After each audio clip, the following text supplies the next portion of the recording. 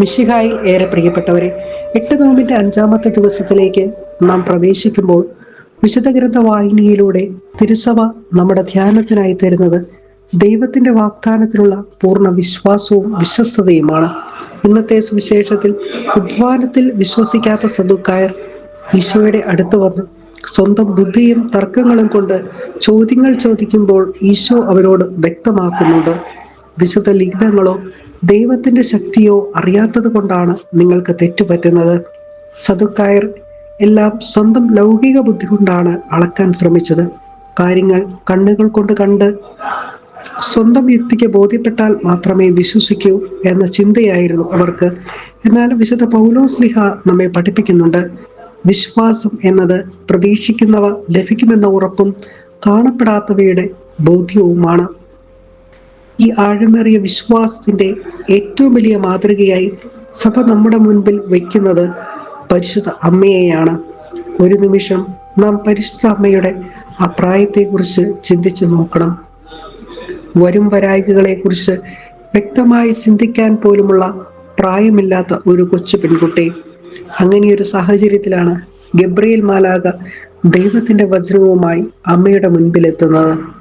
നാളെ തൻ്റെ ജീവിതത്തിൽ എന്ത് സംഭവിക്കും? സമൂഹം തന്നെ എങ്ങനെ കാണും? ജോസഫ് തന്നെ സ്വീകരിക്കുമോ? കല്ലെറിഞ്ഞു കൊല്ലുമോ? എങ്ങനെ മുന്നോട്ട് എന്താകും എന്നതിനെക്കുറിച്ച് ഒരു വ്യക്തതയോ ഉറപ്പോ അമ്മയ്ക്ക് കിട്ടിയിട്ടുണ്ടായിരുന്നില്ല. സ്വന്തം ബുദ്ധിക്ക് മനസ്സിലാക്കുന്നതിനും അപ്പുറത്തായിരുന്നു മാലാഖ പറഞ്ഞ കാര്യങ്ങൾ. എന്നാൽ സദുക്കായരെ പോലെ തർക്കിക്കാനോ യുക്തി കൊണ്ടളക്കാനോ അമ്മ പോയില്ല. അവിടുന്ന് ദൈവമാണ്, ദൈവത്തിന്റെ അടിയുറച്ച ശക്തിയിലാണ് എൻ്റെ ഭാവി എന്ന ഒറ്റ ബോധ്യത്തിൽ ഒരു ഉറപ്പും കണ്ണുകൾക്ക് മുൻപിൽ ഇല്ലാതിരുന്നിട്ടും അമ്മ ആമേൻ പറഞ്ഞു. ദൈവത്തിന് തന്നെ പൂർണ്ണമായി വിട്ടുകൊടുത്തു. ഈജിപ്തിലേക്കുള്ള പലായനത്തിലും ദൈവപുത്രനായ മകൻ ഒരു കാലിത്തൊഴുത്തിൽ ജനിച്ചപ്പോഴും ഒടുവിൽ അവനെ കുരിശിൽ തറഞ്ഞു കൊന്നപ്പോഴും അമ്മയുടെ മുൻപിൽ ഒന്നും വ്യക്തമായിരുന്നില്ല. എങ്കിലും കണ്ടതുകൊണ്ട് മാത്രം വിശ്വസിക്കുന്നവളായിരുന്നില്ല മാതാവ്, മറിച്ച് ദൈവത്തിന്റെ ശക്തിയിൽ പൂർണ്ണമായി ആശ്രയിച്ചുകൊണ്ട് മുന്നോട്ട് പോയവളാണ്. പ്രിയപ്പെട്ടവരെ, ഇന്ന് നമ്മിലേക്ക് ഒന്ന് കണ്ണോടിക്കാം. നമ്മുടെ ആത്മീയ ജീവിതത്തിലും പലപ്പോഴും നാം സദുക്കായരെ പോലെ പെരുമാറാറില്ലേ? എല്ലാം നമ്മുടെ ബുദ്ധിക്ക് ബോധ്യപ്പെടണം, കാര്യങ്ങളെല്ലാം നമ്മൾ വിചാരിക്കുന്നത് പോലെ മാത്രം നടക്കണമെന്ന് നാം വാശി പിടിക്കാറില്ലേ?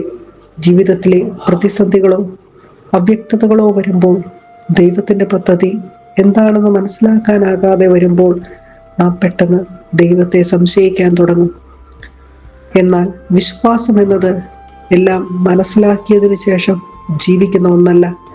ഒന്നും വ്യക്തമല്ലാത്തപ്പോഴും കണ്ണുകൾക്ക് മുൻപിൽ ഇരുട്ട് മാത്രം നിൽക്കുമ്പോഴും ദൈവിക ശക്തിയിൽ വിശ്വസിക്കുന്നതാണ് യഥാർത്ഥ വിശ്വാസം. പരിശുദ്ധ അമ്മ നമ്മെ ക്ഷണിക്കുന്നത് ആ വലിയ വിശ്വാസത്തിലേക്കാണ്. നമുക്ക് പ്രാർത്ഥിക്കാം.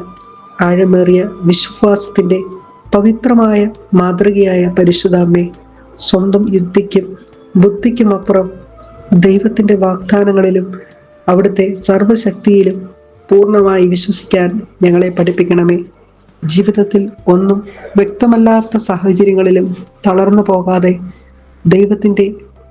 ദൈവത്തിൽ പൂർണ്ണമായി ആശ്രയിച്ച് നിന്റെ ഇഷ്ടം നിറവേറട്ടെ എന്ന് ഏറ്റുപറയുവാൻ അമ്മയെപ്പോലെ ഞങ്ങളെയും പ്രാപ്തരാക്കണമേ എന്ന് അവിടുത്തെ തിരുക്കുമാരനോട് ഞങ്ങൾക്ക് വേണ്ടി അപേക്ഷിക്കണമേ. ആമേൻ. ഏവർക്കും പരിശുദ്ധ അമ്മയുടെ ജനന തിരുനാളിന്റെ മംഗളങ്ങൾ ഏറെ സ്നേഹത്തോടെ നേരുന്നു.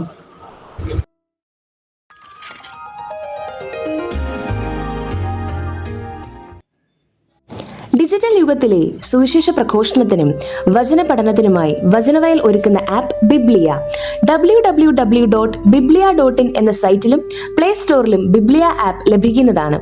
ഉൽപ്പത്തി മുതൽ വെളിപാട് വരെ ഇംഗ്ലീഷിലും മലയാളത്തിലും ഒരു വർഷം കൊണ്ട് ബൈബിൾ മുഴുവനും വായിക്കുവാൻ സഹായിക്കുന്ന ബൈബിൾ നഴ്സറി, സഭയെ അടുത്തറിയുവാനുള്ള സഭാ കളരി, വിഷയാധിഷ്ഠിതമായി വീഡിയോകൾ ലഭിക്കുവാനും അപ്ലോഡ് ചെയ്യുവാനും സഹായിക്കുന്ന വീഡിയോ ഹബ്, വീഡിയോ ബുക്ക്, 3 ലക്ഷത്തിൽ പരം ചോദ്യോത്തരങ്ങളുടെ ശേഖരമുള്ള 250-ൽ പരം ഇ ബുക്കുകളുടെ പുസ്തകശാല, ഒരേ സമയം 100 കണക്കിന് ക്വിസ് മത്സരങ്ങൾ സംഘടിപ്പിക്കുവാൻ സഹായിക്കുന്ന ക്വിസ് പ്ലാറ്റ്ഫോം ദ ബാർ. ഈ നവമാധ്യമ അപ്പസ്തോലേറ്റിൽ പങ്കുചേരാൻ ഇന്ന് തന്നെ ഗൂഗിൾ പ്ലേ സ്റ്റോറിൽ നിന്നും ബിബ്ലിയ ആപ്പ് ഡൗൺലോഡ് ചെയ്യുക.